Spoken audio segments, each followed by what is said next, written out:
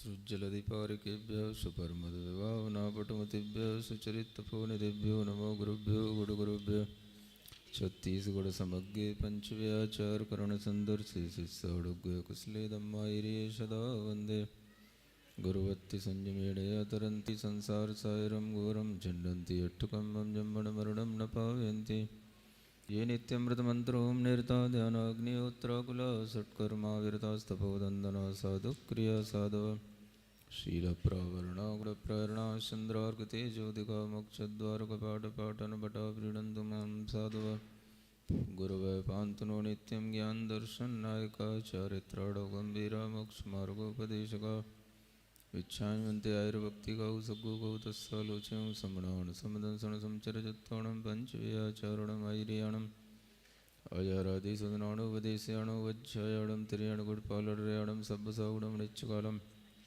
अंचेमी पूजेमी वंदामी नमस्सामी दुःखको कमुखो बोइलो जीवमजीवं दुर्बं जिणवर्वसहेण जीर्णनिर्दिष्टं देवेन्द्रविन्दवन्दं शिरसा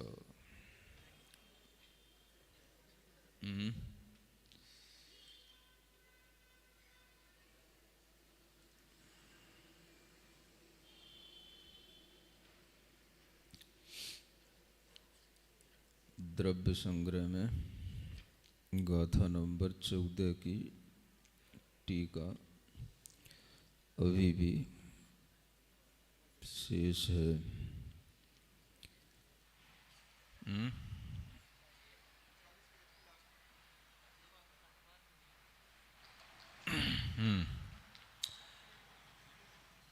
अथवा तदेव बहिरात्मान्तरात्मा परमात्म भेदेन त्रिधा भवति।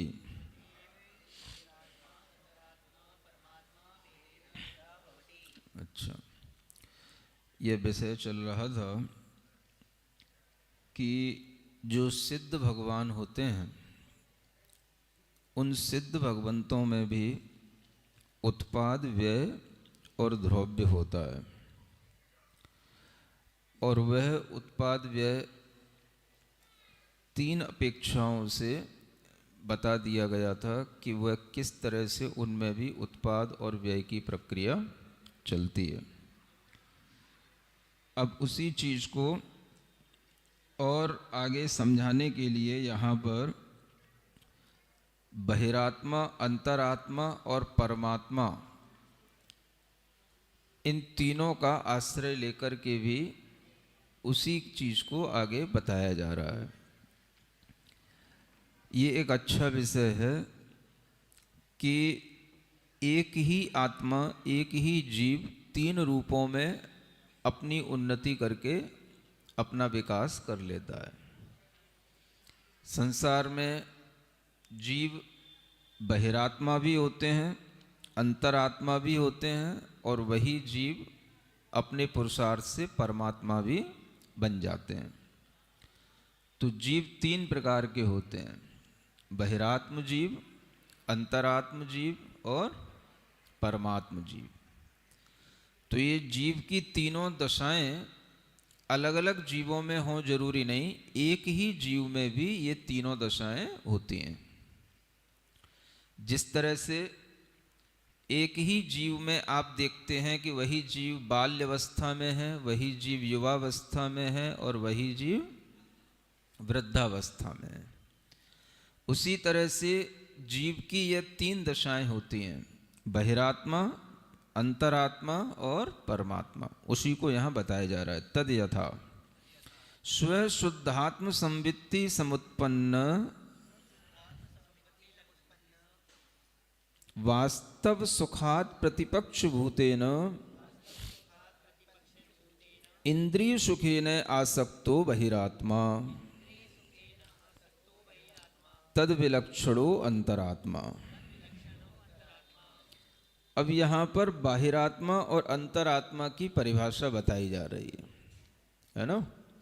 आप लोग जो भी धर्म करते हैं और जो कुछ भी आप लोग धर्म के फल से अपने में बदलाव लाने की कोशिश करते हैं, वो बदलाव अगर संभव हो तो इसी रूप में होना चाहिए, जिसे कहते हैं बहिरात्मा से अंतरात्मा हो जाना। सुन रहे हो? क्या सुन रहे हो? पूजा, विधान, धर्म तने अनेक अलग तरीके से अलग अलग रूपों में किया जाता है, लेकिन धर्म का प्रयोजन क्या होता है? बहिरात्मा से अंतर आत्मपने की बुद्धि लाना, है ना। तो यहाँ बहुत अच्छा विषय है कि आप ये जानने की कोशिश करें बहिरात्मा किसे कहते हैं और अंतरात्मा किसे कहते हैं। तो यहाँ पर कई परिभाषाएं दी गई हैं। एक परिभाषा ये कही जा रही है, बहिरात्मा कौन कहलाता है?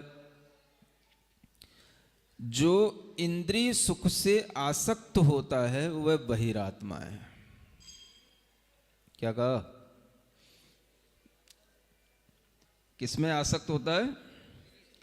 इंद्रिय सुख में आसक्त होता है वह बहिरात्मा होता है, और उसके विपरीत जो होता है वो अंतरात्मा होता है ना। क्यों ऐसा कहा गया? क्योंकि इंद्रिय सुख में आसक्त होने का मतलब है कि उस जीव के लिए इंद्रिय सुख ही सब कुछ है, इसके अलावा और किसी सुख को वह जानता ही नहीं है। और इंद्रिय सुख जो होता है वह प्रतिपक्ष भूत है। तो किसका? वास्तव सुखात प्रतिपक्ष भूत। कौन से सुख का प्रतिपक्ष भूत है? जो वास्तविक सुख है, वास्तव सुख। कौन सा सुख? वास्तव में जो सुख होता है, जिसको आप बोलते हो ना वास्तव में सुख क्या है, तो वास्तव में जो सुख है वो वास्तव सुख से जो विपरीत है उसका नाम ही इंद्रिय सुख है। और वास्तव सुख कहाँ से उत्पन्न होता है? स्व शुद्ध आत्मा की संवित्ति से वह समुत्पन्न होता है। किससे? अपनी शुद्ध आत्म तत्व की संवेदना से वह उत्पन्न होता है सुख। समझ रहे हैं? कौन सा शुद्ध आत्म तत्व? अरिहंतों का शुद्ध आत्म तत्व नहीं, सिद्धों का नहीं, है ना, और किसी परमेष्ठी का नहीं।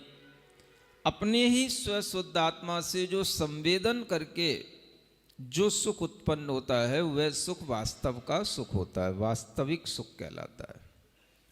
यानी बहिरात्मा को हमेशा इंद्रिय सुखों में आसक्ति रहती है और वह वास्तविक सुख के बारे में कुछ भी नहीं जानता है।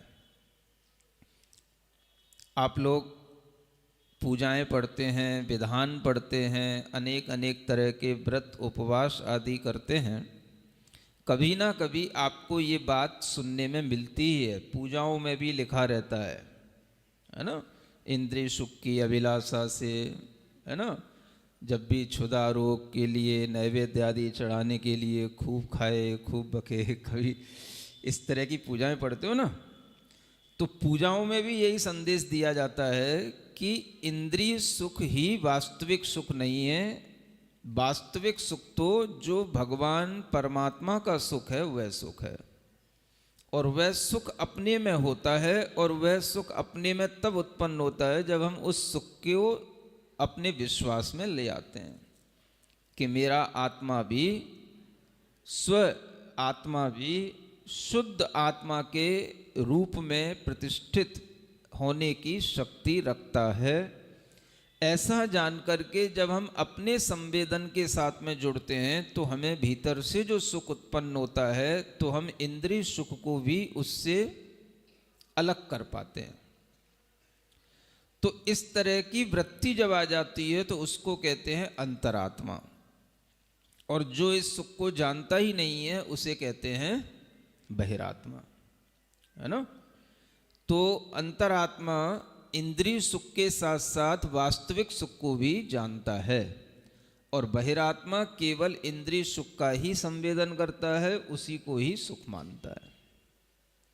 तो सभी लोग व्रत उपवास करते हैं, सभी लोग, है ना, विधान पूजा आदि करते हैं, इस सुख की प्राप्ति के लिए अगर करते हैं तो वह अंतर आत्मा की कोटि में आ जाता है।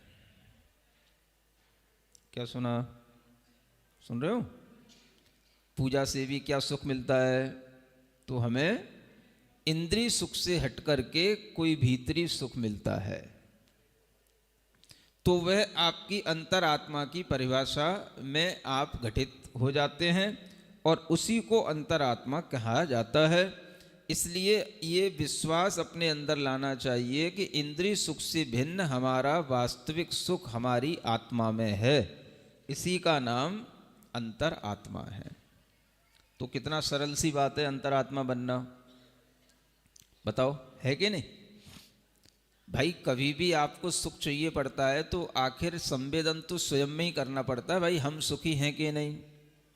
और आपको अगर अपने सुख पर विश्वास है तो आप अंतरात्मा हैं, आपको बाहर के सुखों पर विश्वास है तो आप बहिरात्मा है, सीधी सी बात है।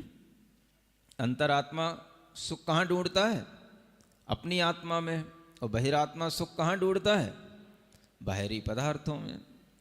तो अगर इतना सा हम अपने में परिवर्तन लाएं कि सुख को हम कहाँ ढूंढें, बोलो, अपनी आत्मा में, तो आपके लिए भी अंतरात्मा का लाभ प्राप्त हो जाएगा। अथवा देह रहित निज शुद्धात्म द्रव्य भावना लक्षण भेद ज्ञान रहितत्वेन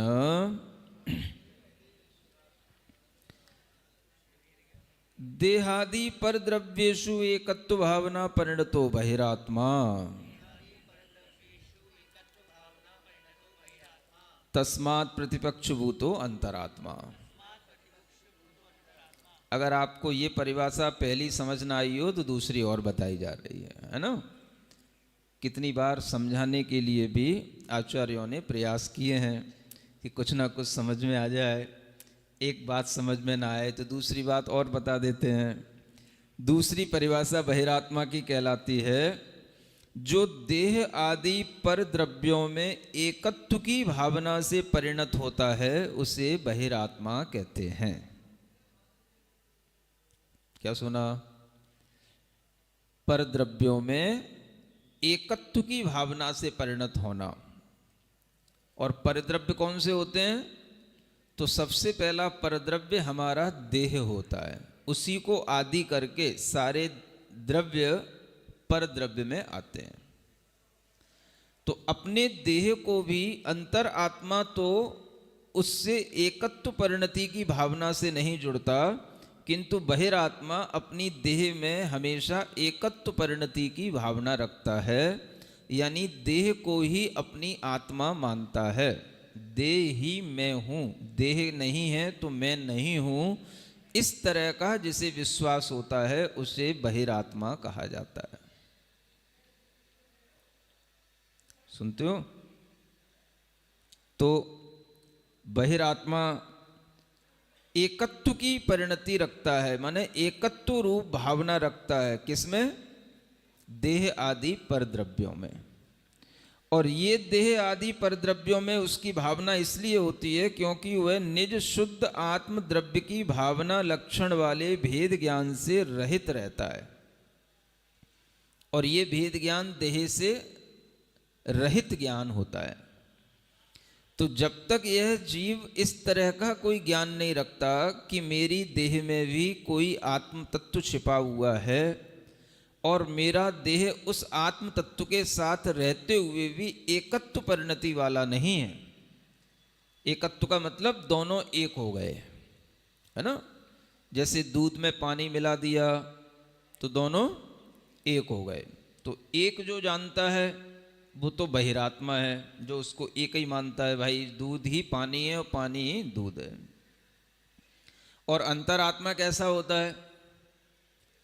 जो दूध को दूध और पानी को पानी जाने। इतना सा अंतर है।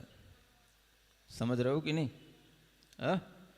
तो ये तो आप मानते ही हो ना। अगर दूध में पानी ज़्यादा हो जाए तो आप कहने लगते हो इसमें पानी ज़्यादा मिला करके दे दिया।